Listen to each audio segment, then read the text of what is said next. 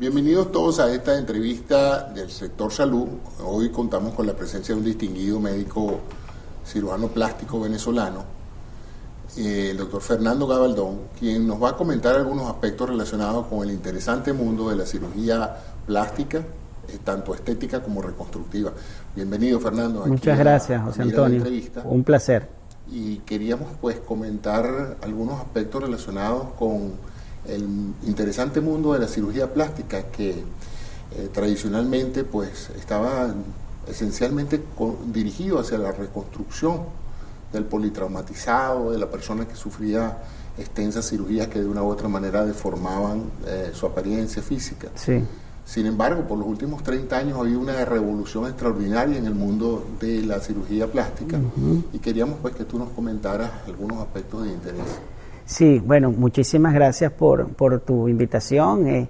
Realmente lo que acabas de decir es bien importante, y el ejemplo más clásico de ello es que la atención de los quemados, por ejemplo, estaba dirigido exclusivamente a lo que era la cirugía reconstructiva y los clásicos injertos de piel, etcétera, ¿no?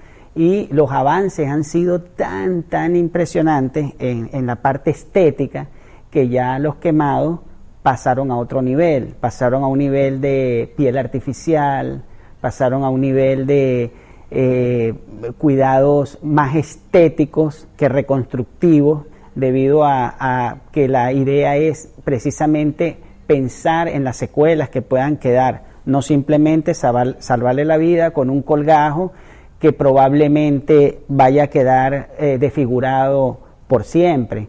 Entonces, claro, el criterio reconstructivo prevalece, pero siempre que tenga el beneficio estético por delante, ¿no?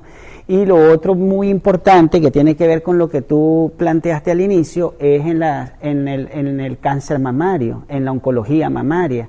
Hoy en día se considera que la reconstrucción mamaria no se ha finalizado hasta que culmine todo el proceso estético para humanizar el tratamiento del cáncer de mama. Entonces, fíjate cómo ha evolucionado en estos dos puntos, más que todo, que es donde siempre había un divorcio entre la estética y la reconstrucción. Para los mastólogos, como tú muy bien lo sabes, lo más interesante era erradicar el cáncer. Ahora los mastólogos, junto con los cirujanos plásticos, llegaron a una idea en común: vamos a erradicar con el mejor método el cáncer de mama, pero humanizando el tratamiento.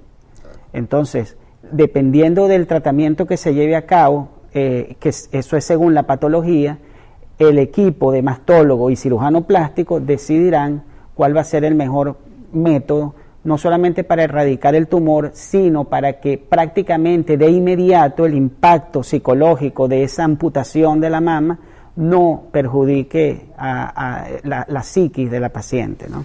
Entiendo que próximamente van a tener un evento acá en la Florida, sí, específicamente diseñado para cirujanos que desean entrenarse en las técnicas más novedosas de reconstrucción en cirugía mamaria. Fíjate que debido al incremento de la incidencia de cáncer de mama, que inclusive la Organización Mundial de la Salud ya ha determinado un 20% mayor de incidencia del cáncer de mama, se hace necesario divulgar cada vez más las técnicas de humanización de cáncer de mama. Y basándonos en la docencia, estos programas están dirigidos más que todos ya para un nivel muy superior. Son cursos para cirujanos plásticos ya que trabajen en el campo de la mastología, pero los entrenamos bajo dos métodos: o bajo el Masto Trainer, que es a través de maniquís, que son prácticamente de textura y de consistencia exactamente igual que un ser humano. La única diferencia es que no sangran. Y la curva de aprendizaje de estos cirujanos plásticos va a ser sobre estos Masto Trainer y no sobre el paciente. Por lo tanto, la incidencia de morbilidad va a ser mucho menor en un futuro. Y también en cadáver los cursos hands-on en cadáveres, ¿no? Que también permiten entrenar a varios especialistas en conjunto con las últimas técnicas, ¿no? Y las últimas técnicas, siempre los colgajos van a ser los clásicos colgajos como el latissimus dorsi, el dorsal ancho y el colgajo del músculo transverso abdominal del abdomen, que es el TRAM. Son colgajos espectaculares, son colgajos que nunca van a dejar de utilizarse, pero generalmente se utilizan en pacientes que se le han hecho erradicaciones muy agresivas de la mama y que tampoco tienen tejido para reconstruirle, ¿no? Yo creo que el punto más importante aquí es la reconstrucción mamaria inmediata, que son esas mujeres, que es la mayoría, que se les hace una mastectomía parcial o una cuadrantectomía o una nodulectomía, e inmediatamente, eso te iba a preguntar, sí, en el mismo acto quirúrgico, en el mismo acto quirúrgico se colocan las prótesis de Becker o los expansores de Becker, que son definitivos. No hay que removerlos para luego poner una prótesis más adelante. En conclusión, es una paciente que vaya a ser sometida a una cirugía bastante invasiva, como tú dijiste, sacar un cuadrante o la mitad de una mama en forma extensa, debería plantearle a su equipo quirúrgico la idea de que contribuye un cirujano plástico que en el mismo acto quirúrgico haga eso, o puede diferirse esa participación estética en este caso. El diferir sería en casos muy específicos, como por ejemplo cuando se va a utilizar un gran colgajo, como el TRAM o el dorsal ancho, por el impacto psicológico que tiene esa cicatriz que puede quedar sobre todo en el latissimus dorsi, porque en el músculo transverso del abdomen la cicatriz es la misma de un tummy top o de una dermolipectomía. Yeah. Pero lo ideal es plantear el tratamiento con el cirujano plástico en el momento que se decide cuál va a ser el tratamiento adecuado para la paciente. Pensando como pensarán muchas de las mujeres que nos están escuchando y a lo mejor también muchos hombres, es aconsejable que durante el mismo acto quirúrgico se hagan otros procedimientos de tipo estético, como cirugía de cara, párpados, qué sé yo. Si estamos hablando de cáncer mamario, no es recomendable. Un acto quirúrgico bastante traumático, ya para encima de eso prolongarlo. Sí, y aunque la reconstrucción, sí, exactamente, y aunque la reconstrucción mamaria inmediata es una cirugía no muy cruenta, porque es como una prótesis mamaria, ya. Claro, hay que hacer otro tipo de colgajo, además de introducir el expansor debajo del músculo pectoral, también hay que levantar el músculo serrato, que está por debajo del pectoral. ¿En promedio qué tiempo hora y media extenso aumenta la operación? Hora y media. Sí, es una... Entonces no es tan... Si estamos hablando de una nodulectomía o una mastectomía muy parcial, ahora, en casos más complejos, evidentemente son cirugías mucho más largas, ¿no? Y la recuperación es bastante buena dentro del proceso de... Una cosa bien importante que tú me lo acabas de preguntar, ¿cuándo es diferida la cirugía? En caso de que una mujer haya recibido radioterapia, esos tejidos, como ya tú muy bien lo sabes, no van a estar aptos para recibir un cuerpo extraño, en este caso una prótesis. Entonces no se plantea una reconstrucción inmediata en esos pacientes, hay que esperar, entonces se puede hacer de manera diferida. Y ahí entra otra cosa fascinante de la cirugía estética, que ya yo no la llamaría cirugía estética, la llamaría de los que queremos investigar dentro de la cirugía estética, que es colocar células madres obtenidas de la grasa con una muy pequeña liposucción e introducirla en el tejido que fue resecado. Entonces te sirve de relleno porque estás haciendo una lipotransfer y al mismo tiempo esos factores de crecimiento van a empezar a estimular y a preparar ese tejido para una posible reconstrucción más conservadora, como pudiera ser una prótesis. Mira, como muchas de las personas que te van a escuchar están en Venezuela, la pregunta ahorita de rigor es, ¿existen cirujanos entrenados en Venezuela para este tipo de cirugía? Y se recomendaría a la persona, que muchas lo están haciendo, viajar al exterior para hacerse una cirugía oncológica más estética mamaria reconstructiva, o es algo que aún con todas las limitaciones que hay actualmente en Venezuela se puede hacer con confianza ya?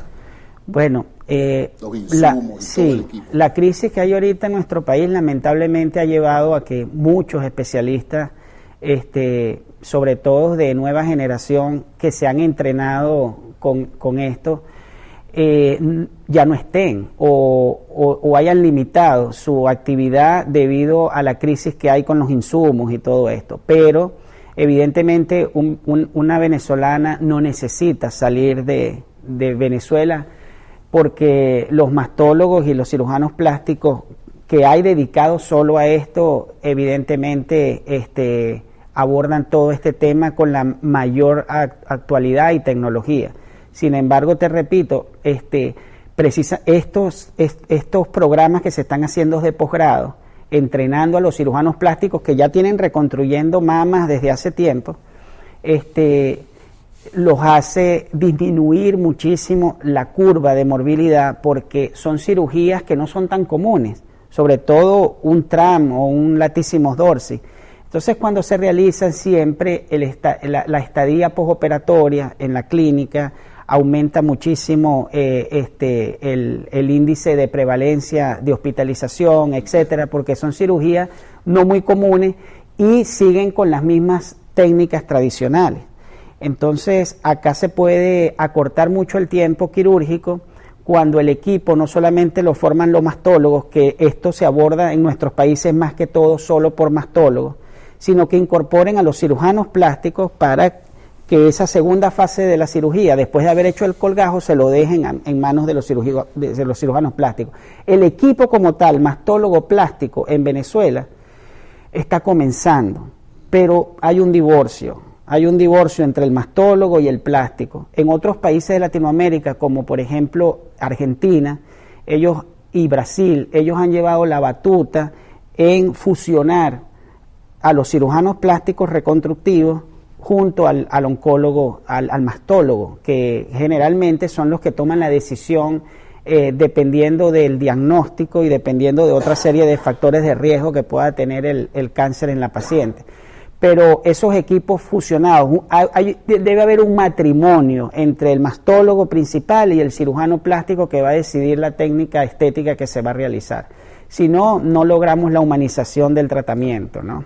Entonces, hablando de otros aspectos de tu especialidad, ¿cuáles crees tú que son los mitos más frecuentes en la población sobre la cirugía plástica y que en los actuales momentos prácticamente no tienen vigencia en relación con otras áreas como el uso del Botox o el uso de la cirugía estética de la cara? Claro, comenzando por el Botox, ¿no? El Botox fue evidentemente un descubrimiento que no fue para la estética. Como tú bien lo sabes, el Botox, y actualmente se está utilizando en otras cosas también, pero inicialmente se comenzó a usar en la hiperhidrosis, se comenzó a usar para las personas que nos están escuchando, gente que le sudaba mucho las manos o las axilas, y por supuesto a nivel de parálisis facial. Así comenzaron los cirujanos plásticos a tratar las parálisis faciales, compensando el músculo contralateral con la utilización del Botox para lograr cierta simetría. El Botox es una toxina que paraliza, ya sabemos, el músculo, y evidentemente mientras el músculo está paralizado no hay movimiento. No es que elimina las arrugas, la arruga va a estar toda la vida y cada vez va a ser mayor, pero si tienes paralizado el músculo, la profundidad del pliegue cutáneo no se logra ver. Entonces, claro, ha habido una dependencia hacia el Botox extremadamente, digo yo, absurda. Casi que adictiva. Adictiva. Cada 6 meses, adictiva. Como un rito, como cortarse el pelo. Exactamente. Y los que llevamos más de 10 años con el uso del Botox, nos hemos dado cuenta que aunque la paciente deje de utilizar el Botox, ya una paciente que comienza a los 30 años, a los 40 años ya lleva en promedio, en un año, 3 aplicaciones al año, por ejemplo. Entonces ya puedes sacar la cuenta en 10 años cuántas aplicaciones de Botox lleva, ¿no? Estaríamos hablando de 30 aplicaciones de Botox en 10 años. evidentemente ese músculo de tanto estar paralizado se atrofia, se tiene que atrofiar, y luego la expresión, eso se ve siguiendo a los pacientes a muy largo plazo, no es la misma. Luego no entienden por qué se ven diferentes en la foto, etcétera. Y yo lo que digo es un rostro congelado. Una careta. Una careta y ya no hay diferencia entre la risa porque están en unas fotos, y si hay 4 mujeres que se han puesto botox pero de manera exagerada, las 4 se ríen igual. Es curioso porque probablemente parte del lenguaje humano es la expresión facial. Claro. Y cuando tú la neutralizas con este tipo de técnica, se hace extremadamente difícil conversar con una persona. De acuerdo. Porque al no tener el feedback de la expresión facial, uno no logra medir la consecuencia de las palabras que está usando. Entonces se hace una expresión medio incómoda, ¿no? Hablar con alguien sumamente estático, es terrible. Facial. Y mira, hablando de eso, hace poco se me acercó un paciente y me preguntó que él estaba muy descontento con su cara, con su frente, porque le brillaba demasiado. Entonces, el paciente se le hizo un estudio muy sencillo a ver si la piel contenía mucha grasa, etcétera. Era una piel totalmente normal, pero evidentemente era un hombre de 55 años más o menos, adicto al Botox. ¿Qué pasó con él? La cara tiene puntos luminosos, y esos puntos luminosos son los que el artista capta para hacer una buena fotografía. Y esos puntos luminosos son los que dividen la cara en unidades. Claro. La misma nariz. Yo te veo ahorita, la punta de tu nariz luminosa. Claro. ¿Qué pasa entonces? Al provocar un rostro de cera con el Botox, se pierde esos ángulos luminosos anatómicos. Claro. Y entonces evidentemente convexa, es un cadáver andante. El Botox es maravilloso si lo supieran usar como es debido. Si el Botox se usara en cantidades muy conservadoras, solamente para disminuir levemente las arrugas, se lograrían muchas cosas, pero ahí entra el arte de cada especialista. ¿Qué me comentas de estas nuevas técnicas cosmetológicas que dicen que simulan el efecto del Doppler con cremas y otro tipo de sustancias que pareciera pues que producen igual suerte de normalización de las arrugas y de la inyección de plasma humano, el plasma sanguíneo, una autoinyección de tu propio plasma para rellenar surcos en la cara? Bueno, fíjate, ¿cuál es la opinión sobre ese tema? Sí, sabes que los rellenos más recomendados actualmente son los obtenidos de la cresta del gallo. Ese es el ácido hialurónico. Claro.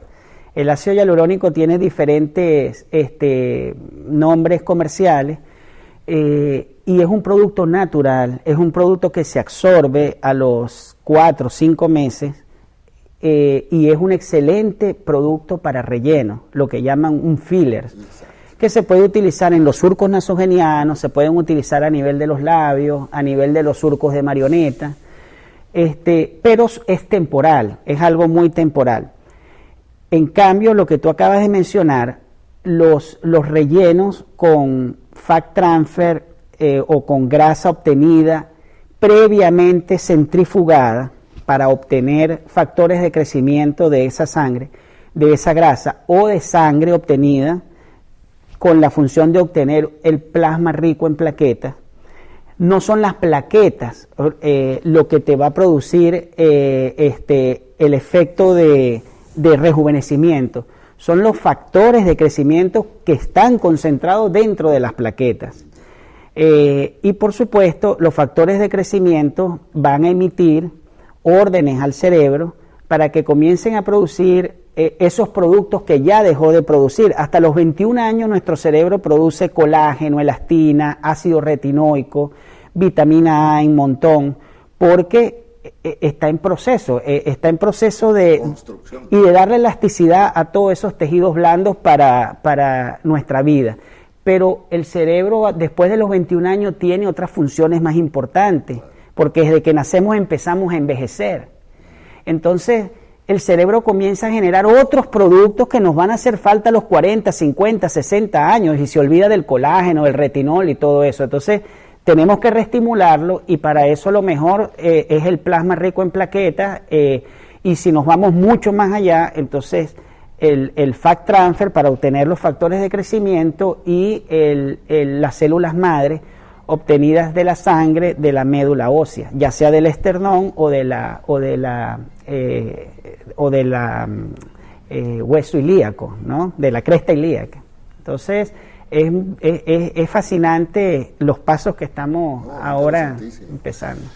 Hablando de grasa, digamos que prácticamente toda la tremenda investigación que se está haciendo ahorita sobre la epidemia de diabetes tipo 2 apunta realmente a la importancia de la grasa como un factor determinante en la resistencia a la insulina y más en particular la grasa abdominal. A extremos que han dicho que prácticamente con que tú midas la longitud de tu cinturón puedes saber el grado o predecir el grado de compromiso del síndrome metabólico y de otros problemas. Esa grasa entonces que es capaz de generar algunos factores bioquímicos no conocidos pero que afectan el comportamiento de la insulina, si se saca, ¿tiene algún impacto en la condición diabética de la persona? Porque ahorita se está haciendo la cirugía de banda gástrica y la cirugía de bypass como recurso quirúrgico para curar la diabetes en pacientes muy comprometidos de este tipo. Pero estaría también la lipectomía sustancial del área abdominal en los hombres como un recurso para mejorar la condición metabólica del paciente, además de la parte estética. Mira, en realidad ahí estaría indicado más que todo la banda gástrica o la gastrectomía, ¿no? Que influye directamente en la mejoría, pero casi inmediata, de los niveles de glicemia y de la resistencia a la insulina. Ese sería el procedimiento indicado. Ahora, si estamos hablando de una cirugía bariátrica, donde evidentemente la grasa abdominal es extrema, el procedimiento de lipectomía y de dermolipectomía es obligatorio porque ese remanente de tejido graso de mala calidad va a seguir influyendo porque son adipocitos que se encuentran allí, que tienen circulación, que exigen, que tienen una demanda y que siguen captando más formación de producción de células grasas. Entonces, evidentemente no sería un tratamiento indicado para que haya un cambio metabólico, pero sí es complementario a la cirugía bariátrica, al bypass o a la banda gástrica, ¿no? Por supuesto que sí, y mejora muchísimo también. Mientras menos grasa abdominal, menos riesgo, ¿no? Y menos resistencia, ¿no? Todas las personas que pasan por ese proceso de cirugía bariátrica al perder una insustancial cantidad de peso quedan literalmente con un traje fuera de medida, ¿no? Literalmente colgados de piel que prácticamente hacen bastante difícil la exhibición pública de su nuevo físico porque es así. Esa cirugía, ¿qué tanto tiempo después de que la persona baje de peso es recomendable hacerla? ¿Y se justifica o es algo que la persona a través del ejercicio y de la actividad física eventualmente todos esos tejidos vuelven a autorreducirse y afinarse en relación al contorno real del cuerpo? Si estamos hablando de obesidad mórbida, que son más de 40. Sí, no, es imperativo hacer la cirugía plástica, debido a la flacidez de la piel. El contenido de grasa puede bajar y baja, pero la disminución de la elasticidad de la piel y el retorno de esa piel a los niveles anteriores es prácticamente imposible, ¿no? Y además la piel se torna de muy mala calidad, la piel pueden salir estrías en muchos casos, es una piel que prácticamente ya tiene una pobre vascularización. Entonces la mayoría de las veces hay que hacer dermolipectomía de los muslos, dermolipectomía abdominal completa, no solamente de la parte anterior del abdomen, sino de la parte posterior, que viene siendo de toda la cintura. O sea, es prácticamente, como tú lo dijiste, es como un sastre. Hay que cortar todo el abdomen, bajar toda la piel que sobre y cortarla de nuevo a la medida. Igual es como un lifting de muslo, es como una media panty. Elevar toda la piel que sobre y cortar a nivel de la ingle el traje a la medida. Entonces, de verdad, es una cirugía de muy alto riesgo, de muy alta morbilidad. El paciente tiene que esperar por lo menos, sí, pérdida de sangre, tromboembolismos pulmonares, etcétera. El paciente debe esperar mínimo entre 1 año y 2 años, dependiendo de la magnitud que haya tenido la cirugía bariátrica, para luego hacerse el complemento reconstructivo, ¿no?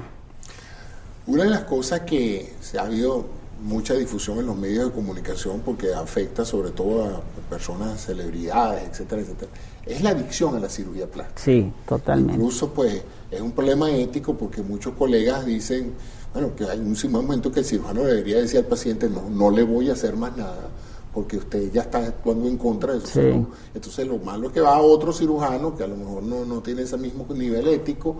¿Y cuáles serían los criterios, a tu juicio, para saber cuando una persona está adicta a la cirugía plástica? ¿Cuántas cirugías al año o por 5 años se hace una persona para que tú llegue a un momento que tú digas, señor, usted tiene más un problema psiquiátrico que un problema estético? Exactamente, es un tema, de hecho, dentro de la cirugía plástica, es difícil que en el posgrado de cirugía plástica formen a los residentes de una patología muy conocida que es el dimorfismo. Un tema muy interesante que eso pudiéramos hablar horas. El dimorfismo es aquella persona que nunca se ve bien, que no está contenta consigo mismo. Yo digo que es más difícil operar a una mujer que entra al consultorio bonita, que no le haga falta nada, que una mujer muy fea. Y más riesgoso también. Sí, pero es que la mujer que entra al consultorio que no le haga falta nada, ya tiene un problema. Ya tiene un problema. Entonces, y si te habla de otro cirujano plástico, ahí se te tienen que prender las alarmas. Entonces, yo creo que más es el criterio del cirujano plástico, a veces por la vanidad de operar, no tiene ética y no le importa operar sobre algo que sabe que no va a mejorar o simplemente que no necesitaba cirugía, ¿no? Ahí ya es el criterio de cada quien y muchas veces necesitamos la evaluación psicológica o psiquiátrica para nosotros lavarnos las manos y decir, mira, no es recomendable, ¿no? Y como yo digo siempre, el paciente tiene derecho a escoger a su cirujano plástico, por supuesto, pero el cirujano plástico tiene el derecho de escoger a quién opera o a quién no. Entonces el criterio del cirujano plástico ahí es fundamental. Va a tener un gran problema operando a estas pacientes con dismorfismo porque es una manera de seguir enganchadas ellas en un problema para evadir otras realidades, ¿no? Pero es un tema fascinante, ¿no? Yo diría que hablar hoy de cirugía plástica, y a lo mejor a ti te pasa con mucha frecuencia, de cada vez que llega ahí te anuncia como cirujano plástico, todo el mundo empieza a hacerte consulta, y quizás la más importante es la de las prótesis mamarias, sí, que ha sido probablemente, y va a ser considerado así en la historia, como una de las más grandes transformaciones quirúrgico-sociales, porque sí, ha cambiado la apariencia de la mujer en casi todos los países donde se ha introducido. Está cayendo esa tendencia, y muchas mujeres ya están diciendo, caramba, ahora que todo el mundo las tiene grandes, las tiene bien puestas, como salió un comercial en Venezuela, a lo mejor ahora ha bajado la tendencia de mujeres que ya no ven tan atractivo el hecho de ponerse las grandes, ¿no? Sí, de verdad. ¿En tu percepción? Sí, de verdad que una de las cirugías que más satisfacción da es la cirugía del aumento mamario, ¿ok? El aumento mamario en las personas que de verdad lo necesitan es o sea, no tienes idea de cómo le cambia la vida a esa persona, siempre y cuando la prótesis se coloque dentro de los parámetros fisiológicos. Estoy hablando de no exageraciones, ¿no? Hay una tendencia, sobre todo americana y en Latinoamérica, de las prótesis gigantes. Estamos hablando de 800 cc, en cada seno, o sea, una cosa que es una carga de peso. Y colocar una carga de peso y prótesis grandes problemas a futuro también, porque esa prótesis en algún momento hay que reemplazarla, y al reemplazarla o pones una prótesis más grande o tienes que eliminar tejido para que la prótesis más pequeña pueda tener un contorno estético. O sea que de verdad pasa por una satisfacción muy grande, pero al mismo tiempo se puede convertir en un problema, ¿no?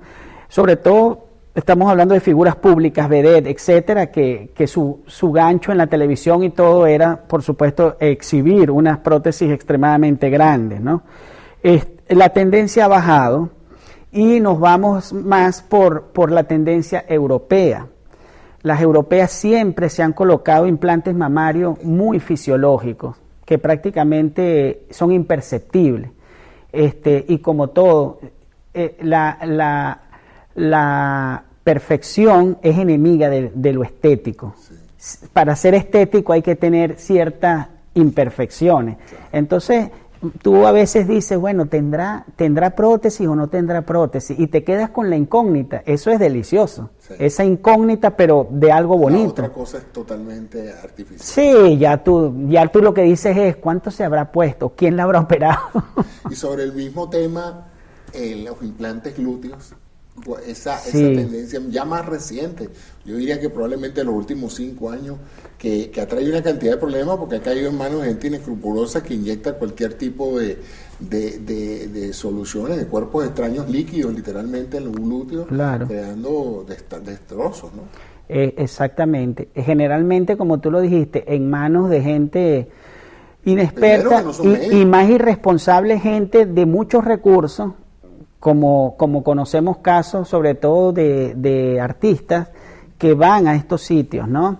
Evidentemente las prótesis como tal de glúteos sí están totalmente autorizadas, avaladas, y estamos hablando de la misma cirugía de mama, pero en los glúteos, que traen muchos problemas también. La tendencia de las prótesis de glúteo prácticamente hoy en día son muy, muy escasas. En Brasil es uno de los países donde más prótesis de glúteos se colocan, y sin embargo la tendencia ha bajado mucho, ¿no? Si hay riesgo con las prótesis de mama que están delante y no sometidas a una presión, a una manipulación, etcétera, imagínate unas prótesis debajo del glúteo mayor, donde estás todo el día sentado, por supuesto que el margen de complicaciones va a ser mucho mayor en menos tiempo, ¿no? O sea que sí, la tendencia ha bajado mucho. Y por la parte de las mamas tiende a ser ahora más fisiológico el uso de prótesis. Bueno, Fernando, quería agradecerte muchísimo esta oportunidad de conversar sobre temas de cirugía plástica. A ti. Creo que también tienes un evento al cual quisieras invitar. Sí, bueno, quisieras mencionar que me gustaría, de lo que hablamos anteriormente, ahora se va a dar el primer congreso, el primer congreso de training sobre cadáveres para reconstrucción mamaria, ¿no? Este es un primer congreso para cirujanos plásticos latinoamericanos acá en Miami, ¿ok? Con el doctor Alberto Rancati, que es el director de Golan, que es el grupo oncológico latinoamericano, y el doctor González, mastólogo y cirujano plástico también, los cuales formaron este grupo oncológico ya hace varios años, y de verdad se han dado cursos en Orlando, se han dado cursos en California, ahora va a ser el primero en Miami, del cual estoy orgulloso ser el coordinador, y ya por supuesto la cantidad de cirujanos plásticos es limitado porque es sobre cadáveres, y estás totalmente invitado, o tu equipo, va a ser este lunes, full immersion, va a ser todo el día, va a haber unas presentaciones al comienzo, luego vamos a entrar con un grupo a hacer toda la parte de reconstrucción inmediata, luego seguimos con la docencia, y en la tarde va a haber con el doctor Claudio Agrignani, un experto a nivel mundial, pero a nivel mundial, No hay nadie que sepa más que él. De hecho, sus libros se estudian aquí en las universidades, en reconstrucción de miembros inferiores, latísimos dorsi y tram. Sí. ¿Okay? Bueno, ya sabemos entonces, para aquellos autores que estén interesados, ya no en pero en futuro. Claro. Aquí mismo se van a realizar. Se van a realizar, luego se van a abrir inscripciones para los cirujanos plásticos que quieran de manera individual. La página web donde ellos pueden... La página es www.golam, golam.com.ar. Okay.